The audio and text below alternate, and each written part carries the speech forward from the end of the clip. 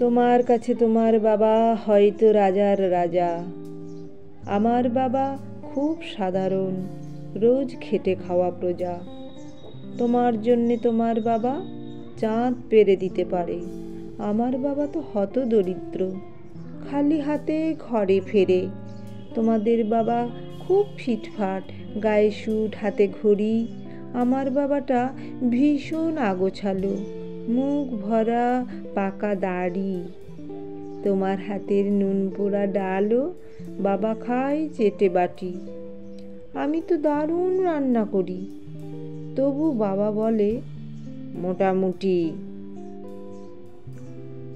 তোমাদের জন্মদিনে বাবা দামি উপহার দেয়, আমার বাবা এত আনমনা, দিনটাই ভুলে যায়। তোমার বাবা হাত ধরিয়ে রাস্তা করায় পার, আমার বাবা নিজেই পারে না, আমি হাত ধরি তার। তোমাদের বাবা তোমাদের হাতে খরচের টাকা দেয়, আমি টিউশন করে মাসোহারা পেলে বাবার ওষুধ কিনতে হয়। তোমার বাবা রাখতেই পারে তোমায় ভীষণ সুখে, আমার বাবাও চেষ্টা করে আগলে রাখতে বুকে।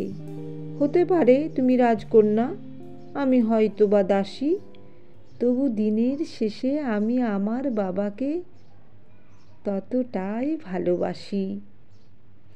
তোমার বাবা শব্দে যে সংজ্ঞা দাও সারা ফেসবুক জুড়ে, ওই চিরাচরিত বাবার উপমা আমায় বড় বিরক্ত করে।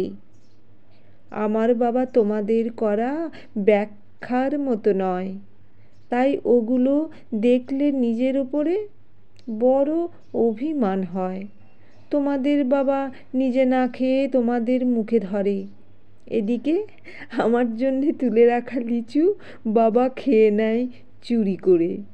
বোঝেই না উনি এত শত কথা, বড্ড সরল জানো, তাই তো এমন জটিল সমাজে ভীষণ বেমানানো।